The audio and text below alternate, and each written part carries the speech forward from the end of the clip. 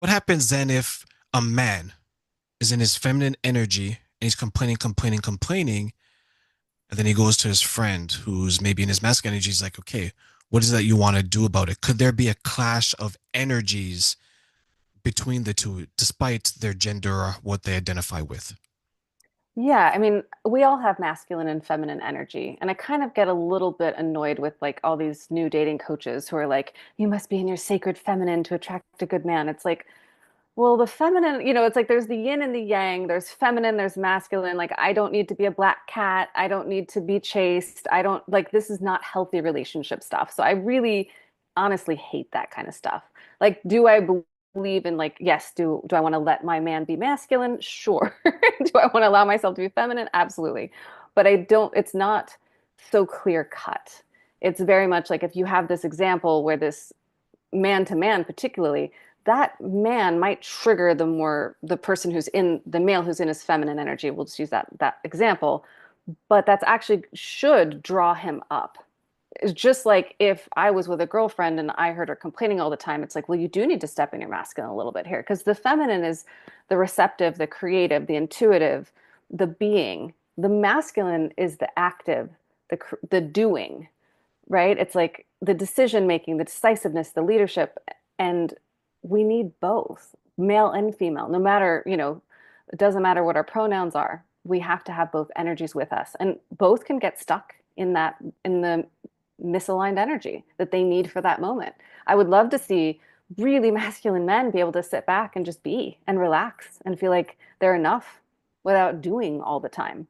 And I would love to see more women step into how can I contribute as well? Like, and again, just being stuck in one energy will never serve us. I 100% agree.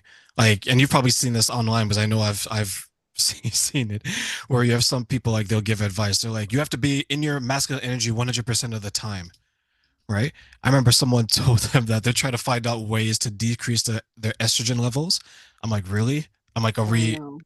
are we at the point where we want to mess with biology? But I get it because when you have someone who is successful by whatever you define it, telling people who are not as successful as this person may present, they're going to listen. There's a lot of people out there that are so victimized, so Hmm. traumatized, right? So alone that they will actually believe that, saying that, you know what, I need to disregard everything, not knowing that there's benefits to feminine energy, that there's benefits to masculine. I told someone the other day that, you know what, being creative in a lot of in a lot of ways, a lot of senses, is feminine energy. They're like, oh, no, no, it's not.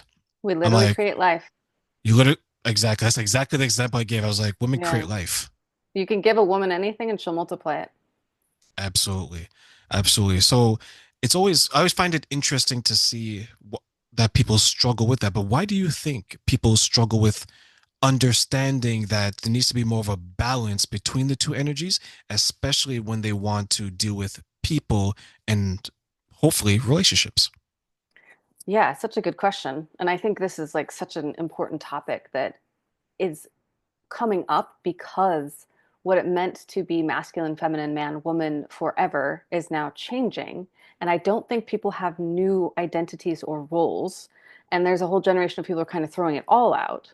And I think the pendulum with all things will swing, it was very far the wrong way. Like I always remind people, women in the United States couldn't even have a bank account in their own name. They had to have a male cosigner, a father, a brother, a husband literally until like the 1980. I can't remember the exact year, but it's like 78, 80. So that meant my mother could not even have her own bank account.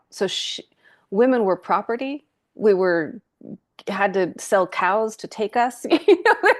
Like women are just getting their independence over the last really 100 to 200 years. We're now entering the workforce. We're making, especially in the US, like we're beating men in university stats. Like women are outnumbering men in universities.